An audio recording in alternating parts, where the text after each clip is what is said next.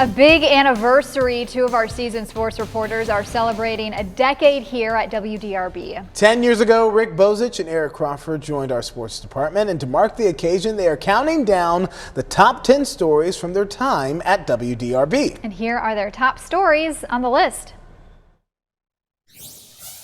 Well, Rick, we've been looking back at our 10 years here, and interestingly, we had different picks for our top story, which sometimes happens, sometimes doesn't. But for me, the big one was the death of Muhammad Ali, and that's of course a story we'd been waiting on, for years, not with anticipation, but just knowing that when it happened, it was going to be significant, and we needed to be ready. And we had both already written stories and things like that. But the day of that memorial service, to me, was just a historic day that will never happen again here in Louisville. We will never see anything like that.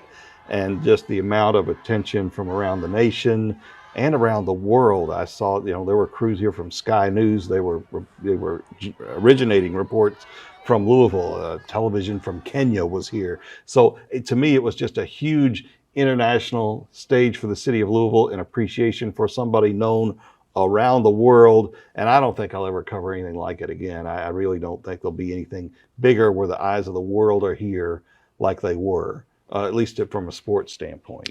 Eric, a couple things are burned into my mind that I'll never forget, don't want to forget, is when they had the procession for Muhammad Ali and they brought him through the entire city, all different kinds of neighborhoods, and just the people coming out of their houses, coming on the streets, just wanting to get a final glimpse. And the second thing was we walked from here down to the KFC Yum Center for the service and seeing people like Kareem Abdul-Jabbar, Billy Crystal, all the different people, how much he affected people worldwide. That being said, you got that 1A, I got it 1B. To me, the biggest story is because it's still ongoing. It started, I don't know whether you want to say it started in 2015, it started before then.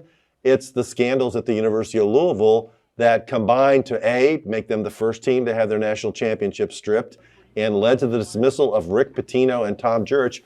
People are still talking about that to this day, and we still don't have a resolution to it. It's the biggest story in college basketball. It's not a uplifting story, but it's been a story that's been woven into the fabric of this city for what, 5 years, 7 years? You could pick a number. Yeah, well, yeah, the start date is, do you start it? Does it start with the whole Karen Cipher thing, which happened before we got here, but was still a factor when they started to look at what happened, and you hear Katina Powell and prostitutes and strippers. Right. Are you kidding me? Is this happening?